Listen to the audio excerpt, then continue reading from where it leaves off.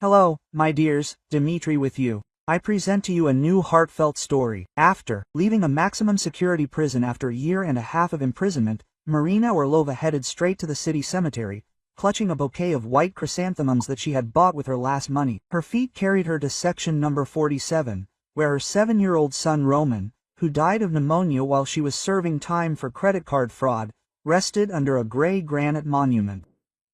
When she knelt down in front of the grave and bent down to place flowers at the foot of the monument, through her tears she noticed a skinny boy of about 8 standing nearby and watching her closely.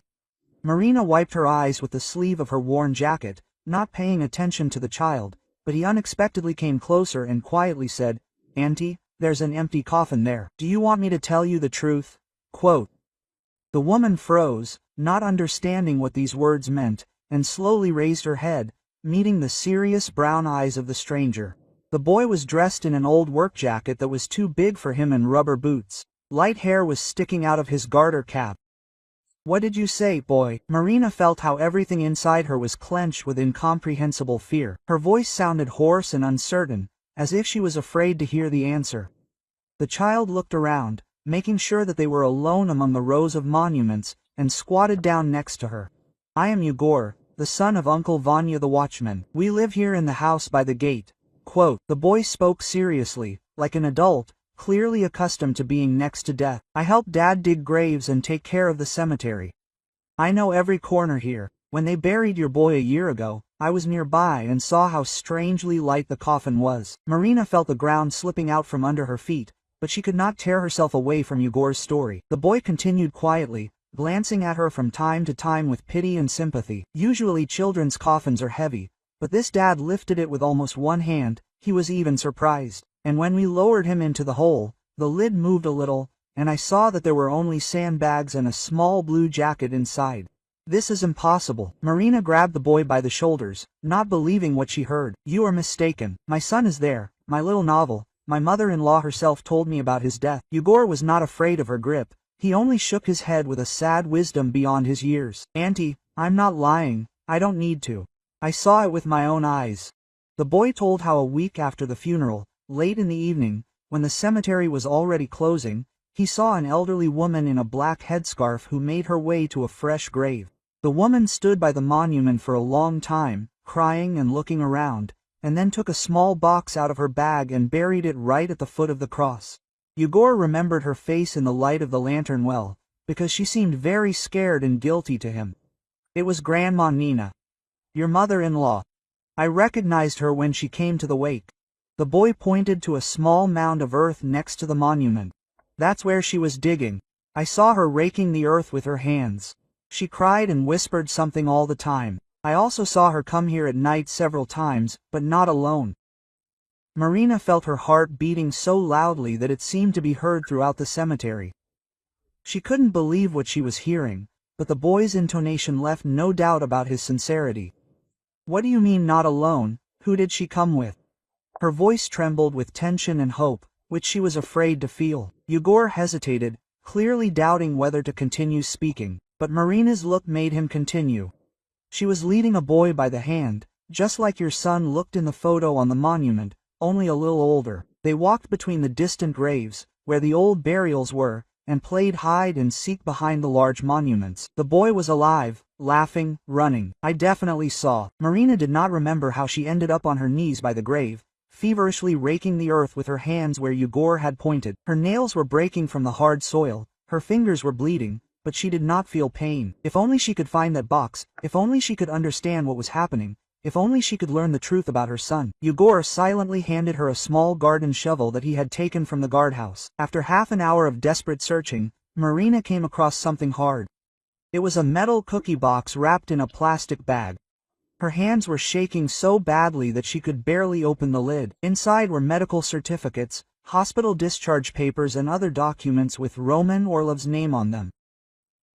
Marina unfolded the papers one by one, and with each new find her horror grew.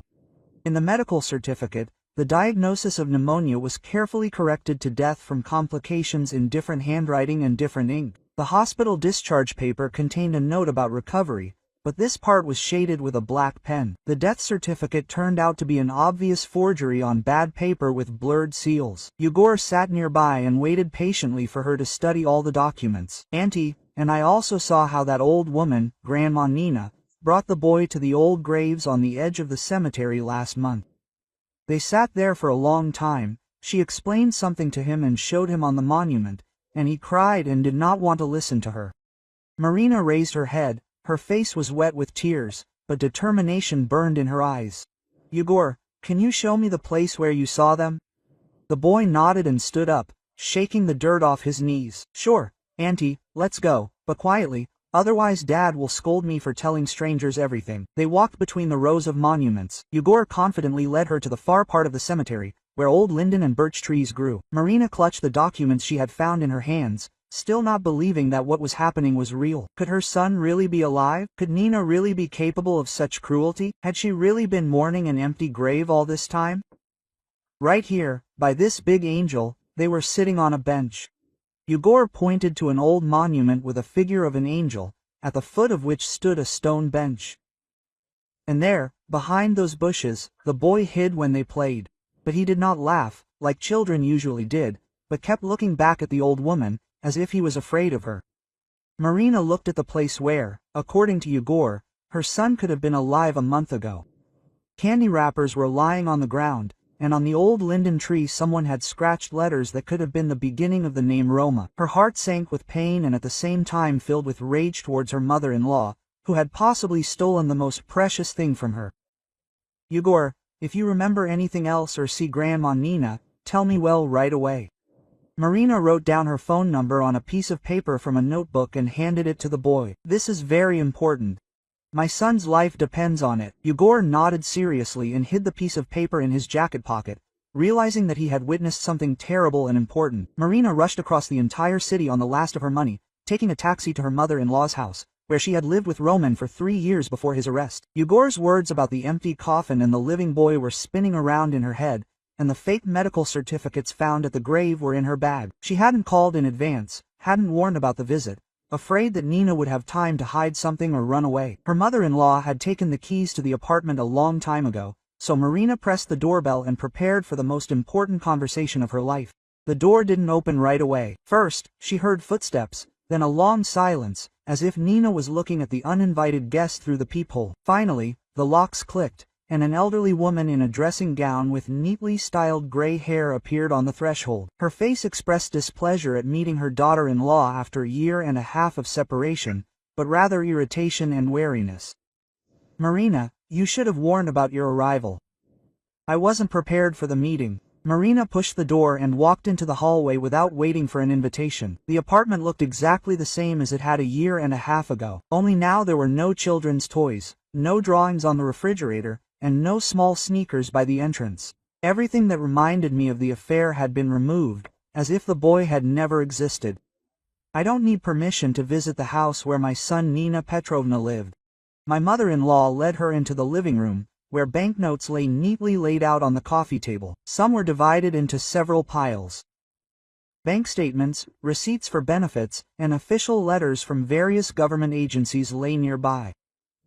Nina didn't hide the money, on the contrary, she demonstratively continued to count it, as if she wanted to show that she had nothing to hide. As you can see, I run the household very carefully. I receive all the required payments and compensation. Marina came closer and saw the familiar name of her son on the documents. These were certificates of receipt of child benefits for Roman Orlov, a survivor's pension, compensation for treatment and funerals. The amounts were considerable, especially if you received them regularly for a whole year. Nina, explain to me how you can receive child benefits for a dead child. There were steely notes in her voice that her mother-in-law had never heard before.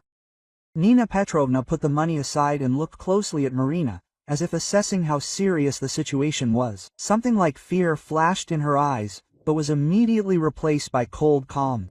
She stood up, went to the old sideboard and took a folder with documents from the bottom drawer. From there she took out Roman's death certificate and put it on the table in front of her daughter-in-law. Here's an official document issued by the Legislative Assembly. Everything is absolutely legal. Marina took the certificate and carefully studied every line. The seals looked real, the signatures were clear, The dates matched what her mother-in-law had told her on the phone a year ago. But now, after finding it in the cemetery, she knew there was a catch. The paper was too new to be a year-old document. Some of the letters in the text were a different color, and one of the seals was slightly smudged. Now tell me, Nina, how did you manage to get a fake death certificate for a living child? Her mother-in-law did not flinch. Her face remained impassive, but her fingers trembled slightly as she put the document back in the folder. Fake, you say? Of course. Who else could she believe? Like an unconvicted fraudster who had defrauded banks and credit organizations. She stood up and walked around the room, clearly buying time to think through her next strategy. I have a friend in the Legislative Assembly, Valentina Krukova. We worked together at school 30 years ago. She helped me get all the documents done quickly and without any unnecessary questions. Marina felt her insides twist with horror and relief at the same time. So her suspicions were justified. Roman really was alive, and this whole story with the funeral was a performance. Where is my son Nina? Where is Roman? What have you done with him? Her voice broke into a scream, but her mother-in-law only smirked and took another document out of the folder.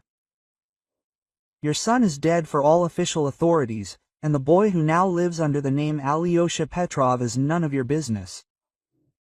Nina showed Marina the documents of the deceased child, whose name Roman now bore. Alyosha Petrov died of leukemia 3 years ago.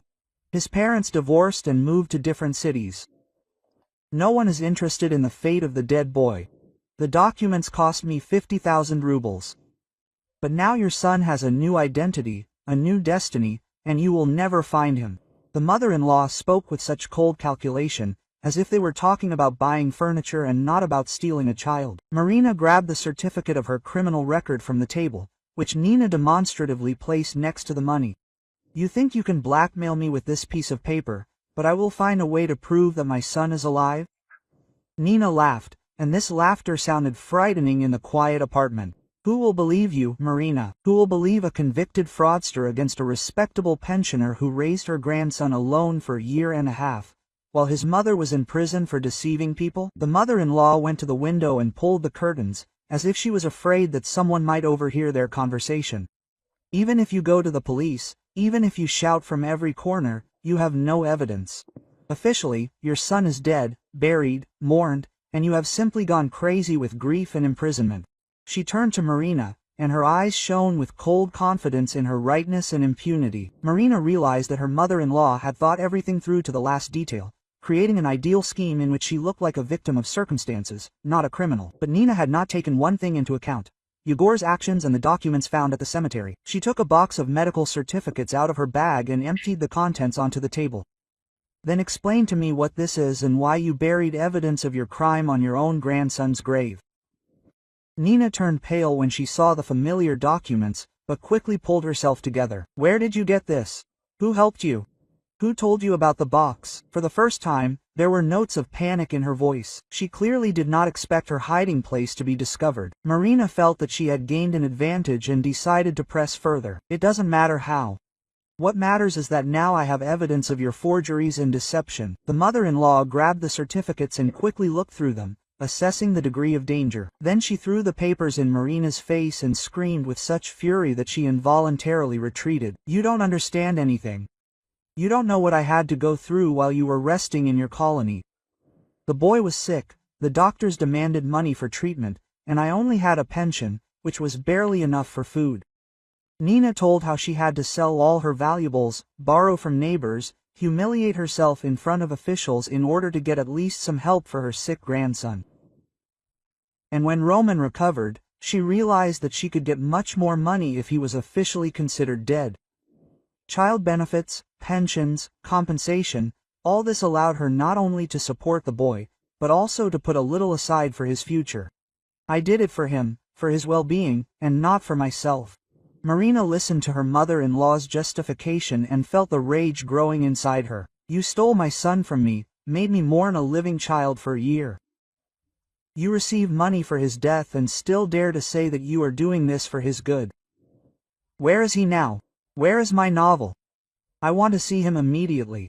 Nina shook her head and headed for the front door, clearly intending to throw her daughter-in-law out of the apartment. But instead of opening the door, her mother-in-law unexpectedly locked it with all the locks and turned to Marina with an expression of cold determination on her face. "Fine, since you found out everything, then find out the rest. Tomorrow I am handing the boy over to new parents who have been waiting for him for a long time and are ready to pay well for a healthy child with clean documents. They will provide him with a better life than you could ever give him." Marina felt the ground slipping out from under her feet, and her ears were ringing from the horror of what she had heard. "Are you going to sell my son? Sell him like a thing, like a commodity?" Nina nodded with business-like calm, as if discussing the sale of old furniture. "A childless couple from another city. They have money, connections, opportunities. They will give him an education, a decent future. And what can you give? A convicted fraudster without a job and a place to live." Nina went to the bathroom and locked herself in there, and Marina heard her dialing someone's phone number. "Hello, it's me. We need to speed up the deal. She found out everything. Hand over the goods to the buyers tomorrow." The mother-in-law's voice sounded hurried and nervous. She was clearly afraid that the plans could fall through. "Yes, I understand that it is early, but there is no other way. If we drag it out, she can ruin everything." Marina rushed around the apartment, trying to find at least some clue that would lead her to her son.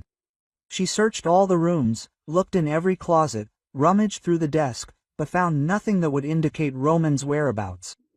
The apartment was carefully cleared of any traces of the boy's presence, as if he had never been there. Even the photographs had disappeared from the walls and shelves. When Nina got out of the bath, her face was one of triumphant calm. "You can search the house as much as you like. There is no trace of your son here. And tomorrow he will be taken so far away that you will never find him, even if you search for the rest of your life." She went to the front door and demonstratively unlocked the locks. "Now get out of my house and don't show up again, otherwise I will report you to the police for violating the terms of your release." Like this video so that YouTube knows you are interested in video stories like this one and recommends more quality stories. Marina spent a sleepless night in a cheap hotel, tormented by thoughts that tomorrow Nina would sell Romana to strangers. By dawn, she decided to follow her mother-in-law. It was the only way to find her son before he was taken away forever. She bought a dark jacket with a hood, sunglasses, and cheap binoculars at a nearby store so she could watch from afar. At 7 a.m., Marina was already standing in the park opposite Nina's house, hiding behind the thick lilac bushes. Her mother-in-law came out of the entrance at exactly 9 a.m., carrying a large sports bag and a plastic bag of groceries. She looked back several times, obviously checking if anyone was following her, then headed to the bus stop. Marina kept a distance of 50 meters, using passers-by and parked cars as cover. The bus took them to the outskirts of the city, where the urban development gave way to private houses and vacant lots. Nina got off at the stop next to the cemetery, but did not go to the main gate, but turned onto a narrow dirt road leading to the far part of the cemetery. Marina realized that her mother-in-law was heading exactly where Yegor had seen her with the boy a month ago. Among the old linden and birch trees, leaning monuments and abandoned graves were visible, and behind them stood a dilapidated caretaker's house that had not been used for many years. The windows were boarded up, but a thin wisp of smoke was coming out of the chimney. Nina took the key out of her pocket and opened the heavy wooden door, which creaked on its rusty hinges. Marina crept closer and hid behind a large tombstone, from where she could clearly see the only unboarded window of the house. Through the dirty glass, she saw movement inside, and her heart sank with recognition. In the room, sitting on an old sofa, was a skinny boy with dark hair, very similar to Roman, only noticeably thinner and haggard. The child jumped up when Nina entered, but did not rush to her with joy, as grandchildren do when meeting their beloved grandmother. Instead, he retreated to the wall and watched the woman warily, as if he were afraid of her. Marina saw how his shoulders were shaking, how he flinched at every sharp movement of his mother-in-law. This was her Roman, but not at all the cheerful boy she had left a year and a half ago.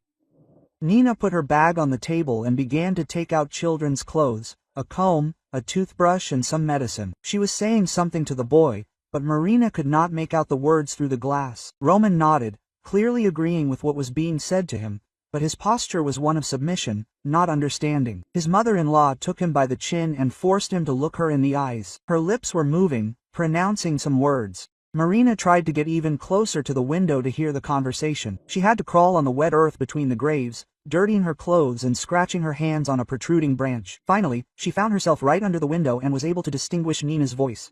Quote, "Repeat after me. What is your name?" "Alyosha Petrov," answered a trembling child's voice. "How old are you?" 8 years old. "Aunt Nina, where are your parents?" "They died, and now you are raising me." Marina clenched her fists, listening to her mother-in-law force her son to renounce his own identity. Nina continued the interrogation with the methodicalness of an investigator. "And what will happen if you tell someone the truth about your mother?" Roman fell silent, clearly not wanting to answer this question. His mother-in-law raised her voice and repeated the question more harshly. Quote, "They will take me to an orphanage to evil people who will beat me," the boy whispered. Nina nodded with satisfaction and took a new shirt and trousers from her bag. "Today, good people will come to us who want to become your new parents. They must like you, be polite and obedient, answer only the questions they ask." Roman took the clothes silently, but Marina noticed how he surreptitiously wiped away his tears. "If you behave well, they will take you to a nice house, buy you toys and send you to a good school."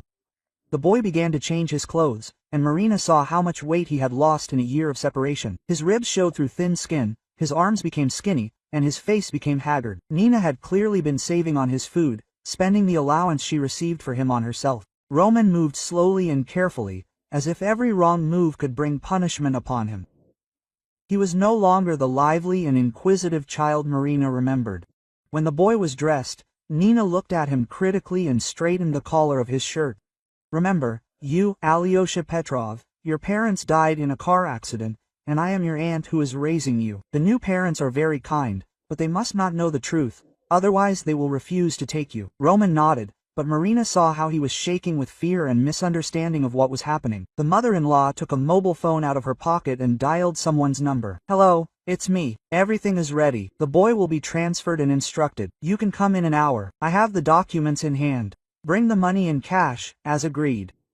She walked around the room, clearly nervous about the upcoming deal. 100,000 rubles, don't forget. And no bank transfers, only cash in an envelope.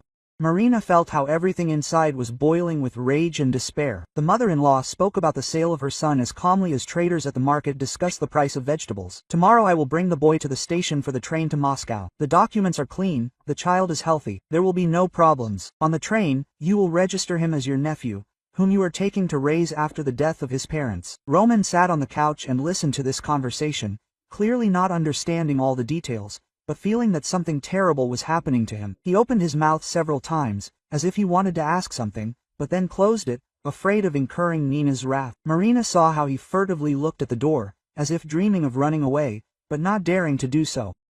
Nina ended the conversation and went up to the boy.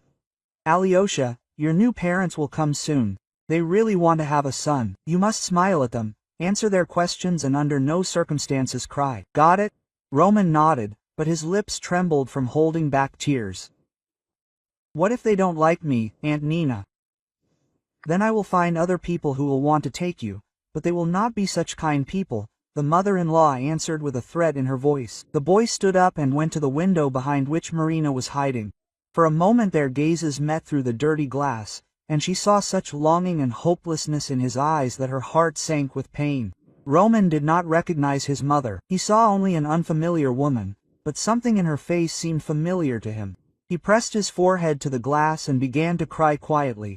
Nina noticed that the boy was crying and abruptly pulled him away from the window. "I told you not to cry. The new parents will not want to take a crybaby." She took a handkerchief from her bag and roughly wiped his face. "If you cry when they come, I will tell them that you are a difficult child, and they will refuse to take you. Then you will have to live with very bad people who will not feed you." Roman nodded fearfully and tried to calm down, but tears continued to flow down his cheeks. Marina saw how he tried to be brave, but childish fear was stronger. The boy sat down on the floor in the corner of the room and started looking for something under the old boards. A few minutes later, he pulled out a crumpled notebook and a pencil stub. Nina was distracted by getting ready for a meeting with customers, and Roman took advantage of this to write something in the notebook. Marina saw how concentrated he was writing the letters, glancing at his mother-in-law from time to time. When he finished, he carefully hid the notebook back under the board and covered it with an old rag. It was clearly something very important to him, a secret that he was hiding from Nina. Meanwhile, the mother-in-law laid out Alyosha Petrov's documents on the table, a fake birth certificate, health certificates and other papers necessary for registering the child with the new parents. She counted the documents several times, checked all the seals and signatures, making sure that the forgery looked convincing. Tomorrow this boy would be called by a completely different name, and he would become the son of complete strangers. Marina realized that there was no time to think. In an hour, the buyers would arrive, and tomorrow her son would disappear forever into a strange family under a false name. She had to do something, but she didn't know what exactly. Going to the police without evidence was useless, and breaking into the house and taking Roman by force would mean violating the terms of his release and going to prison again. Nina suddenly went to the window and looked out carefully, as if she felt someone's presence. Marina barely had time to duck behind the tombstone, holding her breath. Her mother-in-law stood by the window for a few minutes, then moved away and continued her preparations. But now she was more wary, occasionally glancing toward the window and listening to the sounds outside. Marina waited in hiding for almost 3 hours until Nina went to meet the buyers at the bus stop. Her mother-in-law was carrying a folder with documents and constantly looking at her watch, clearly nervous about the upcoming deal. As soon as her silhouette disappeared around the bend in the road, Marina crawled out from behind the tombstone and ran up to the abandoned house. The door was locked, but one of the side windows was poorly boarded up. She found a heavy stone in the grass and carefully knocked out one of the boards, trying not to make any noise. The gap was wide enough to squeeze through, although she had to tear her jacket on the protruding nails in the house. It smelled of dampness, mold, and something sour. The windows were covered with old blankets, creating a semi-darkness even in the daytime. Marina looked around and saw Roman sitting on the couch in the corner of the room. The boy raised his head when he heard the noise, and his eyes widened with fear. He clearly expected to see Nina, who had returned early, and was preparing to be punished for some indiscretion. Quote, "Don't be afraid, I won't hurt you," Marina said quietly, slowly approaching her son. Roman looked at her with distrust and readiness to run away at any moment. His body was tense, like a spring. Quote, "Who are you, Auntie? Why are you here? What do you want from me?" Marina squatted down in front of the sofa to be on the same level as the boy. Up close, she saw how much he had changed during the year of separation, how his once lively and inquisitive eyes had faded. Quote, "Roman, it's me, your mother. I've been looking for you for so long." The boy shook his head and moved further into the corner of the sofa. "You're wrong, Auntie. My name is Alyosha Petrov, and my mother died in a car accident, Aunt Nina told me." "No, Romachka, listen to me carefully." Marina held out her hand, but the boy recoiled, afraid of the touch. "Your real name is Roman Orlov. You are 8 years old. You were born on March 15th. You have a star-shaped birthmark on your left shoulder and a scar on your knee from a fall from a bike 3 years ago." She named details that only a mother could know and saw confusion and flashes of recognition in her son's eyes. Roman was silent, but his gaze became less frightened and more attentive. He studied Marina's face, as if trying to find something familiar from distant memories. "Aunt Nina said that Mom left me and would never come back, that she was a bad woman. But you look like the Mom I remember, only older and sadder." His voice trembled with uncertainty and crushed hope. "I never abandoned you, son. I was sent to prison and couldn't come to you." Marina felt tears rolling down her cheeks, but she continued talking. "And Aunt Nina deceived everyone, said that you died, and I cried at your grave for a whole year. But you're alive, my dear, you're alive. And now we'll be together." Roman stared at her with wide eyes. His childish mind tried to reconcile what he'd heard from Nina with what this woman was saying. "Mom." The word was spoken so quietly that Marina barely heard it. Roman slowly reached out and touched her face, as if checking if she was real. "Mom, is it really you? I've waited so long for you to come for me." He suddenly threw himself on her neck and cried so bitterly that Marina's heart sank with pain for the suffering she'd endured. She hugged her son tightly, feeling his whole body tremble with long-suppressed emotions. "Romachka, my dear, how I loved you and looked for you. How it hurt me to think that you were gone." The boy sobbed, burying his face in her shoulder, and she stroked his head, marveling at how thin his hair had become. "Mom, Aunt Nina said that if I remember you, I will end up in an orphanage with evil people. Roman told me how Nina had come to him in the hospital a year ago when he was recovering from pneumonia. She said that they would play an interesting game where he had to pretend to be dead to fool the bad people. The boy lay down in a real coffin, they covered him with a blanket, and he heard people crying and talking about him. Aunt Nina promised that it would not be for long, that the game would soon end and he would return home to his mother. But the game did not end. Instead, they brought him to this abandoned house and said that he must now be called by a different name. Nina explained that his mother had abandoned him, gone far away, and did not want to see him anymore. Every day she made him repeat a new name, a new life story, threatening terrible punishments for any mention of the past. "Mom, I was so afraid that you really didn't love me, that I was a bad boy." Marina rocked her son in her arms like a little one, although he almost didn't fit on her lap. "You are the best boy in the world, and I will never abandon you. Never. Now we will leave here, and Aunt Nina will never hurt you again." Roman raised his tear-stained face to her and asked quietly, "Where are we going to go, Mom? We don't have a home. Aunt Nina said that our apartment burned down. We'll think of something. The main thing is that we are together now." Marina helped her son get up from the sofa and noticed how weak he was. "When was the last time you ate normally, Romachka?" The boy thought for a moment, clearly having difficulty remembering. "Aunt Nina brought soup the day before yesterday, and yesterday only bread and water. She said that food was expensive and that I should eat less so as not to be a burden." Roman walked to the corner of the room and carefully lifted an old floorboard. From there he took out a crumpled school notebook covered in childish handwriting.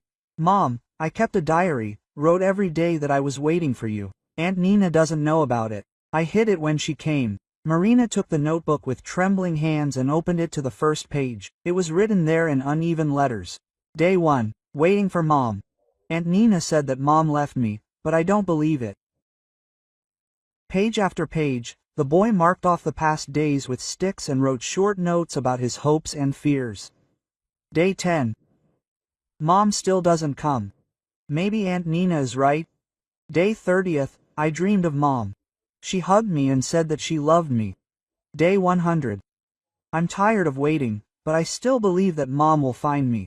Marina read these lines through tears, imagining how her little son fought despair every day. The last entry was made yesterday. Day 365. Aunt Nina said that new parents would come tomorrow. I don't want other parents. I want my mother.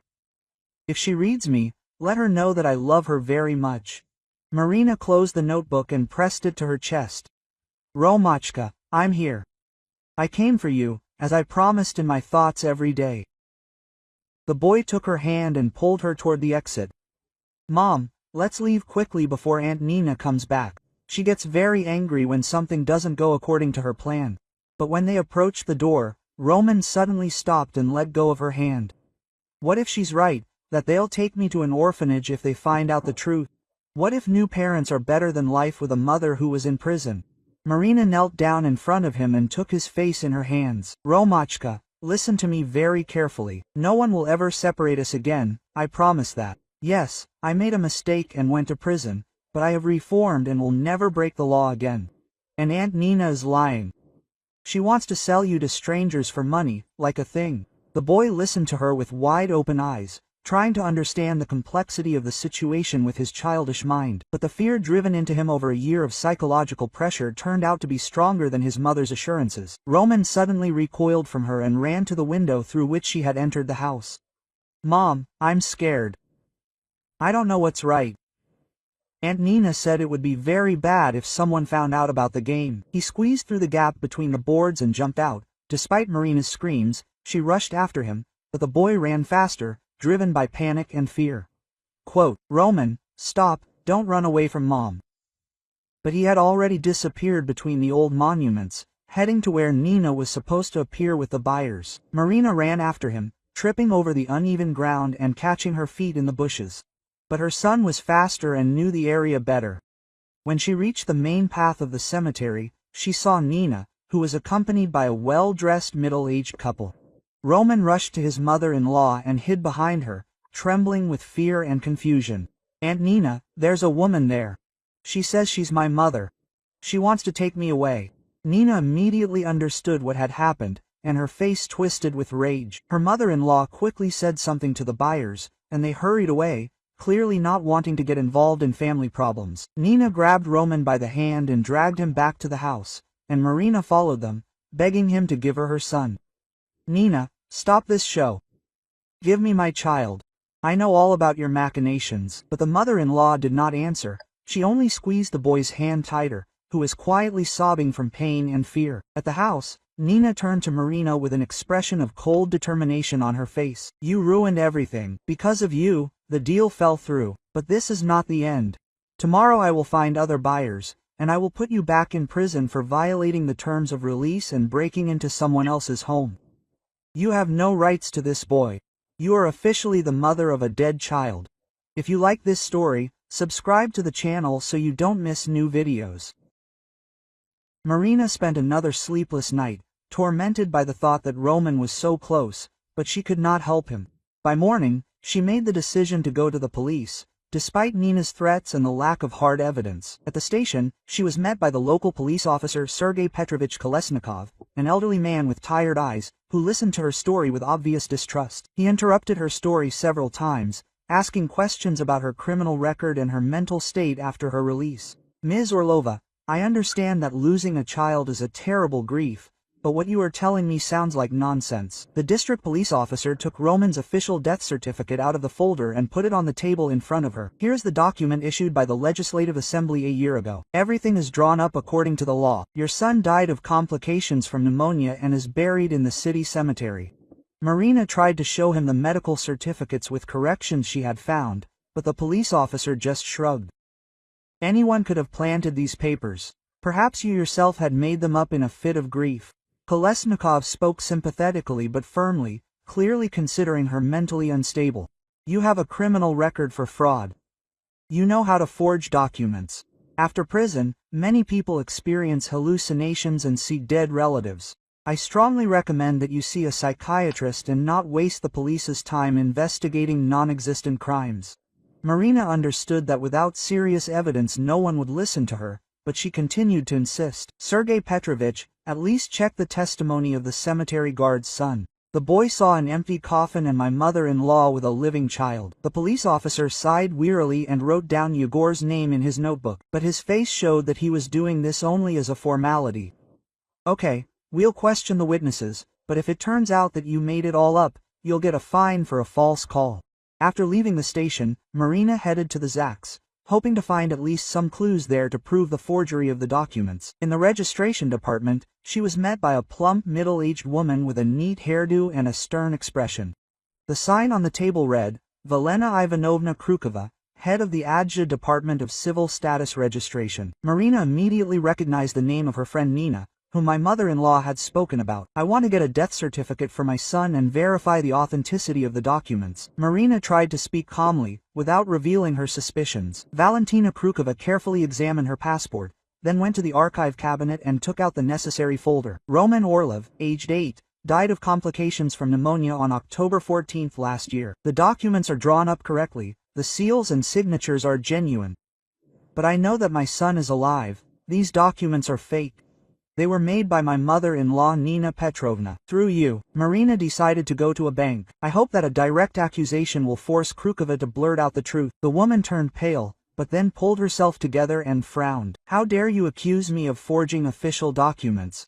This is slander and insult to an official. I can file a complaint against you with the prosecutor's office." Krukova got up from the table and went to the window, clearly buying time to think through her next steps. "Citizen Orlova, I know about your conviction for fraud. I know that you have recently been released from prison. Perhaps prison has had a bad effect on you, and now you see conspiracies where there are none.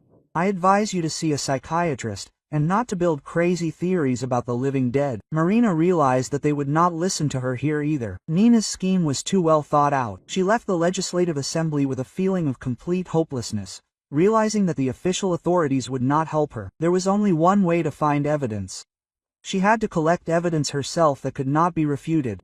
The first thing she decided to do was to find the grave of the real Alyosha Petrov, whose name her son now bore. At the cemetery, she turned to the watchman Ivan, Yegor's father, and asked to show the area where Alyosha Petrov was buried. The elderly man was distrustful of her request, but still led her to the old part of the cemetery. The grave was abandoned, the monument was covered in moss, and no one had brought flowers for a long time. The inscription on the granite slab read, Alyosha Petrov, 2015 beloved son. Marina copied the information into a notebook and asked the guard for the parents' address. Ivan shook his head, explaining that the boy's parents had divorced right after the funeral and left the city. His mother, it seemed, now lived in the regional center, worked as a nurse at the hospital. His father had moved north, to work a shift, and had left no address. Marina asked for the mother's phone number, but the guard said that he did not have such information. Through the information service and the hospital registry, she was still able to find Svetlana Petrova. The woman agreed to meet, albeit reluctantly, clearly not wanting to stir up painful memories of her lost son. They met in a cafe near the hospital where Svetlana worked. She was a thin, emaciated woman with prematurely gray hair and deep wrinkles around her eyes. She smoked one cigarette after another, nervously tapping her fingers on the table. Why do you need information about my Alyosha? He died 3 years ago of leukemia. Marina carefully explained the situation, not naming names, but describing the scheme with the substitution of documents. Svetlana listened with growing surprise and anger. 6 months ago, an elderly woman came to me, calling herself Nina Petrovna. She said that she worked in a charity fund for helping orphans. She asked for copies of Alyosha's documents to apply for a scholarship in his memory. I gave her copies of the birth certificate, medical certificates and a photograph. She paid me 5,000 rubles, allegedly as the first payment of the scholarship. Svetlana put out her cigarette and immediately lit a new one. Then she disappeared, did not call anymore. And I thought that the fund closed or they ran out of money. Now I understand that I was deceived. The memory of my son was used for some dirty deeds. Marina asked to describe Nina's appearance, and Svetlana confirmed that it was her mother-in-law.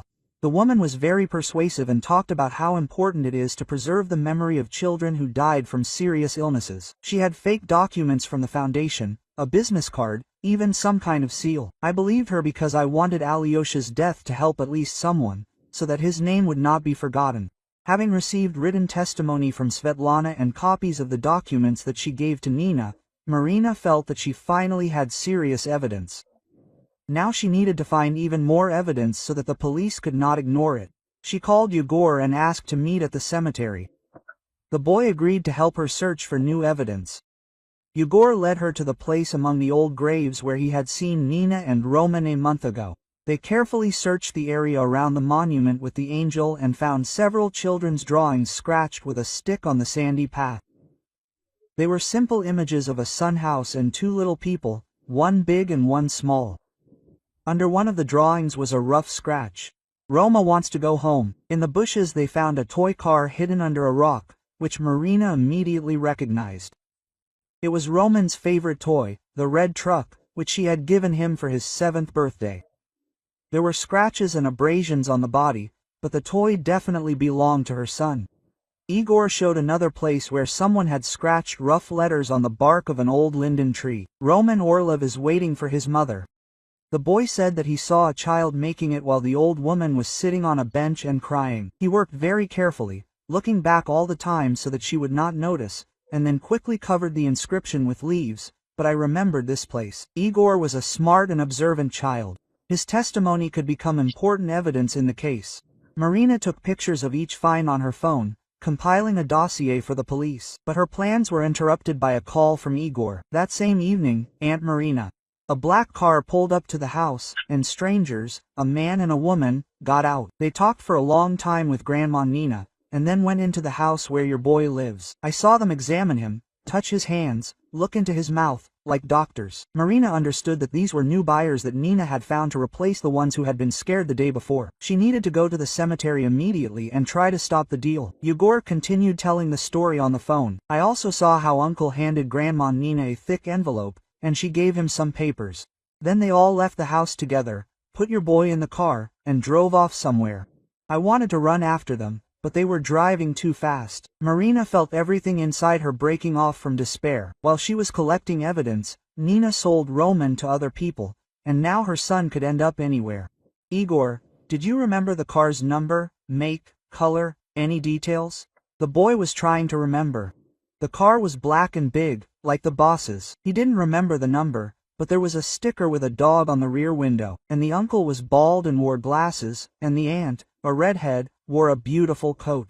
These were at least some signs, but finding people by such vague descriptions in a big city is almost impossible. Marina understood that time was working against her. Every hour increased the chances that Roman would be taken to another city or even another country. It was necessary to act quickly and decisively, using all the available evidence, even if it was not yet enough for a full-fledged case. I recommend listening to these two stories that you see on the screen. I am sure that you will like them, and in the comments to this video you will find a link to a selection of the best stories from all over the internet. Thanks for watching.